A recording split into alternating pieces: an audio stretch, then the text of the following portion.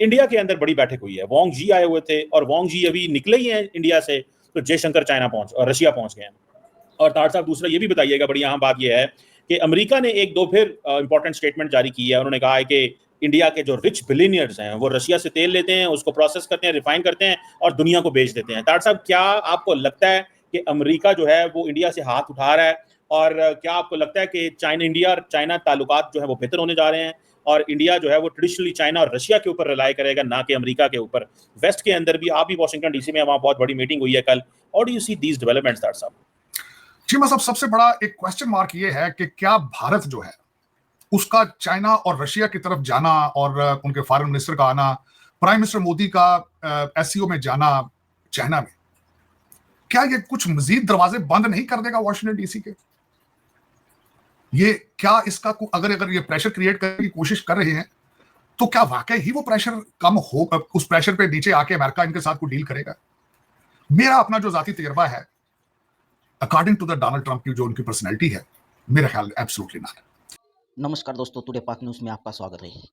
तो ये साजिद तर्रार और कीमा डिबेट कर रहे हैं कि वांगी भारत आए और वो वहाँ से निकल रहे हैं और उधर जयशंकर जी रूस गए।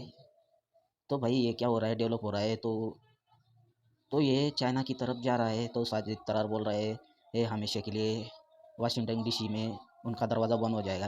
अरे भाई, 140 करोड़ की जनसंख्या है, हमारे सिवा कोई देश आगे ही नहीं बढ़ सकता। तो ये डोनाल्ड ट्रंप को, और तुम अमेरिका में बैठकर तुम्हें इतनी भी समझ नहीं है कि डोनाल्ड ट्रंप खुद दूसरे देशों के जो चाइना को राहत दे रहा है, चाइना के खिलाफ रहने वाला आदमी चाइना को राहत दे रहा है और चाइना को टैरिफ से बचा रहा है।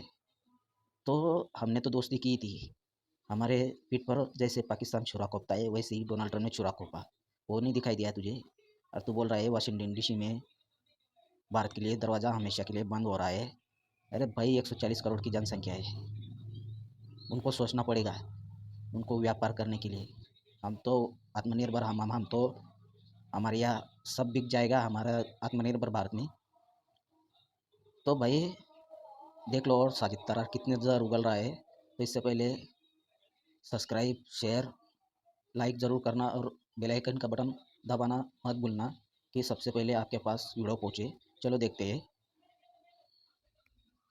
बल्कि इस वक्त वाशिंगटन डीसी जो बार बार जो आपके हमारे सेक्रेटरी कॉमर्स और दूसरे जो बयान दे रहे हैं, वो फर्म बिलीव करते हैं कि जो ये जंग हो रही है इसके पीछे भारत का और चाइना का तेल लेना रशिया से, और इसी वजह से रूबल बेस्ट परफॉर्मिंग करेंसी भी रहा है पिछले चंद सालों के अंदर।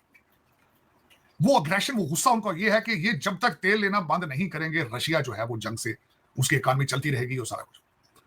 दूसरा, उसमें जिस तरह आपने देखा होगा कि डोनाल्ड ट्रंप साहब ने कल फिर एक जगह पे इंटरव्यू में कहा है कि उन्होंने 6 महीने के अंदर 6 जंगें रोकी हैं, लेकिन बिहार के इलेक्शनों की वजह से वहां से बयान क्या आ रहे हैं, हमारा एक शीशा भी नहीं टूटा, हमने तो इनके कहने पे जंग बंद ही नहीं की। जंग अभी बंद ही नहीं हुई, वो कहते हैं ऑपरेशन सिंदूर तो भी जारी है, जंग तो जारी है।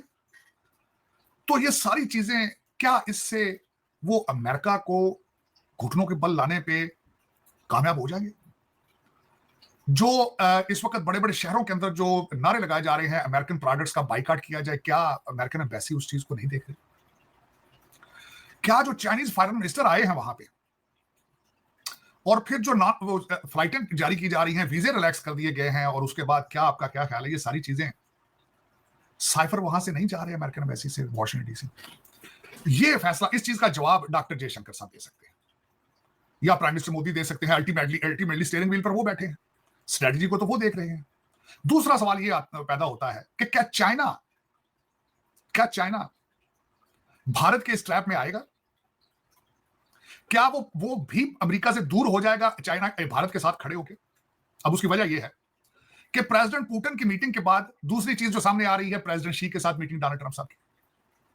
क्या चाइनीज ये अफोर्ड कर पाते हैं कि परमानेंट दूरियां चले जाएं और एक ब्लॉक बन जाए, उस ब्लॉक में भारत हो और चाइना हो? उनको भारत से क्या लेना देना है? मैं ये बताऊं, भारत उनको क्या ऑफर कर सकता है? अब टेरिटोरियल इश्यूज हैं, एक पूरी स्टेट पे कब्जा है जो चाइना कहता है हमारी है, दलाई लामा का इशू है, लद्दाख का इशू है, जंगें हो चुकी हैं दोनों कंट्रीज के दौरान। फिर चाइना क्या अफोर्ड कर पाता है कि भारत के नजदीक जाकर अपना एक स्ट्रेटेजिक एलाय पाकिस्तान उससे दूरियां हो जाए? क्या ये पॉसिबल है? मेरे ख्याल में चाइना ये नहीं करेगा, बिल्कुल नहीं करेगा, बड़े एहतियात से खेलेगा। भारत प्रेशर क्रिएट करने के लिए जो लेफ्ट और राइट भाग रहा है और नई मार्केट ढूंढने की कोशिश कर रहा है, इसकी हद तक तो ठीक है, ट्रेड की हद तक, लेकिन मेरा ख्याल इससे आगे नहीं जा पाएंगे। बल्कि जो वॉशिंगटन डीसी का मूड है वो बिल्कुल स्ट्रेट फॉरवर्ड है। It's not Barack Hussein Obama और जो बाइडेन, जिनको आप अपनी मर्जी से, आप उनके बाजू मरोड़ के अपनी मर्जी से चलते थे। आप रशिया से भी तेल लेते थे और यहां भी आपका शाहाना इस्तेमाल होता था। अब वो दूर, वो कहते खलील, वो दिन गए जब खलील मियां फाख्ता उड़ाया करते थे, अब फाख्ता नहीं उड़ेगी वॉशिंगटन डीसी। ये साजिद तरार बोल रहा है कि वाशिंगटन डीसी दरवाज़ा बंद हो रहा है और ये चाइनीज़ ये सिर्फ खेल रहा है, भारत पर कभी भरोसा नहीं करेगा और अमेरिका से कभी रिश्ता नहीं तोड़ेगा चाइना। अरे भाई, हम भी कई कम खिलाड़ी है क्या? हमें नहीं पता है कि चाइना कैसा है, कौन भरोसे लायक है, कौन भरोसे नहीं लायक। आजकल लोग अपने अपने इंटरेस्ट में देखते हैं। भरोसा भरोसा गया तेल लेने, अपना इंटरेस्ट देखो और अपने लोगों का देखो। तो ये बोल रहा है चाइनीज़, क्या हम नहीं देखते क्या? वो ऑर्डर नहीं बदलता क्या? जैसे अमेरिका चाइना को गोद में खेल रहा है, पाकिस्तान के गोद में खेल रहा है। अमेरिका गालियाँ देता था, आतंकवादी बोलता था डोनाल्ड ट्रंप पाकिस्तान को, और ये साजिद तराल डोनाल्ड ट्रंप को गालियाँ देता था तब।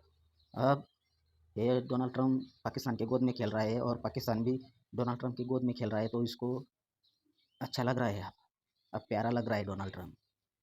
तो क्या भाई, हम 140 करोड़ लोगों की जनसंख्या देश है, तो भाई हम नहीं इंटरेस्ट देखेंगे अपना? हम तो, तुम बोल रहे चाइना और पाकिस्तान की, अपना चाइना और इंडिया की बनती नहीं। अरे भाई, बहुत झड़पें हुई, उनके भी 40-50 सैनिक मरे झड़प में, हमारे 20 सैनिक मरे थे, तो हम हमारा ट्रेड तो बढ़ा ना, हमारा ट्रेड तो चालू है ना। और तुम क्या बोल रहे थे, इंडिया से क्या मिलेगा, भारत से क्या दे सकता है? भारत 140 करोड़ लोगों की जनसंख्या है, सब कुछ बनता है, आत्मनिर्भर भारत है। हम सिर्फ क्या, डिफेंस में थोड़ा बहुत लोगों से इधर उधर से खरीदते हैं। अरे पाकिस्तान को बोलो, पाकिस्तान क्या दे सकता है आतंकवाद के सिवा? अरे भाई, ये अपने आप को एनालिस्ट और मुस्लिम का लीडर बोलता है और अमेरिका में रहता है। ये जैसे इसकी बुद्धि नहीं है, उसके टकले ऊपर से भी बाल उड़ गए, वैसे ही उसकी बुद्धि भी उड़ गई है भाई।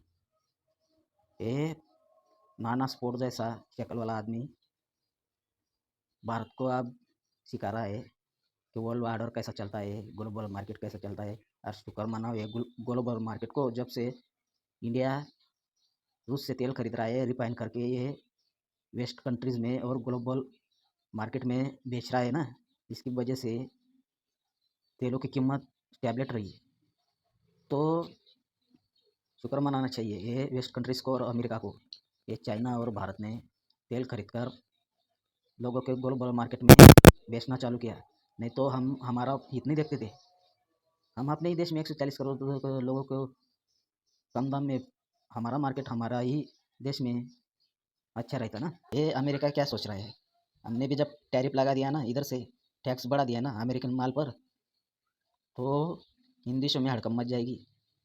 लेकिन हम थोड़ा शांति से देख रहे हैं कि ये बोल रहा है कि अमेरिका को घुटनों पर ला देगा और भारत को, ये डोनाल्ड ट्रम्प है ना, जो बाइडेन ना, बराक ओबामा। अरे भाई, ये जोकर है, जोकर नशा कर कर बात करता है, कल कुछ और कल कुछ। ये एक दिन याद रखना ये मेरी बात, ये अमेरिकन लोग ही इनके इसके खिलाफ हो जाएंगे। तुम थोड़ा ये रूस और यूक्रेन के अंदर घुस गया ना ये। अरे तुम क्या बोल रहे हो कि मार्क रूबियो उधर से बोल रहा है कि इंडिया और चाइना रूस से तेल खरीदते हैं, इसकी वजह से रूसी रूबल स्टेबल रहा, तो उनकी अर्थव्यवस्था में कोई फ़र्क नहीं पड़ा। अरे भाई, तुम वेस्ट कंट्री गोरे लोग इतने दरिंदे हो तुम लोग, दूसरे के खून के प्यासे प्यासे हो तुम लोग। अरे भाई, तुम दूसरों को, एक दूसरे को लड़ाकर, लोगों का खून बहाकर अपना माल बेचते हो और अपना हथियार बेचते हो। अरे तुम क्या बनाते हो? तुम सिर्फ हथियारों के सिवा क्या बनाते हो तुम लोग? अरे भारत जिंदगी देने का काम करता है, फार्मा, दवाइयाँ, चावल, गेहूँ, ये इंसान की ज़िंदगी का अहम हिस्सा है, इसके सिवा इंसान बच नहीं सकता। और तुम क्या बनाते हो? हाँ, तुम हथियारों पे से क्या बनाते हो? हर लोगों को लड़वा कर, दूसरी कंट्री को बर्बाद कर कर अपना माल बेचते हो तुम लोग। तुम हमें सिखाते हो। तो ये साजिद तरार को समझना चाहिए। ये अपने आप को एनालिस्ट बोलता है। अरे भाई, मैं कम पढ़ा लिखा हूँ, मुझे समझ रहा है और तुम्हें नहीं समझ रहा है। अब हमारे यहाँ बाइकआउट हो रहा है। अरे भाई, जो देश हमारे खिलाफ, हमने इतनी दोस्ती नहीं भाई हमारे खिलाफ होगा तो हम बाइकआउट नहीं करेंगे। हमारे माल पर टैरिफ लगा रहा है, सबसे ज़्यादा तेल चाइना खरीद रहा है, सबसे ज़्यादा। और तुम वेस्ट कंट्रीज, तुम क्या पीछे हो?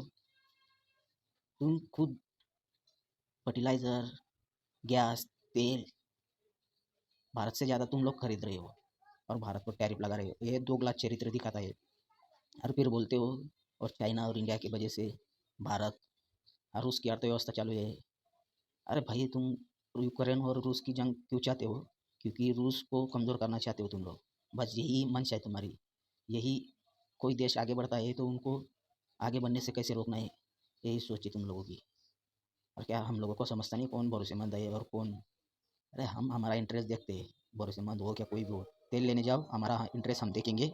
बाहर में जाओ तुम लोग, कोई भी हो, बैठो पाकिस्तान की गोद में बैठो या चाइना की गोद में बैठो। तो भाई, आपको वीडियो कैसी लगी, शेयर, सब्सक्राइब, कमेंट करना। मिलता है अगली वीडियो पे। धन्यवाद।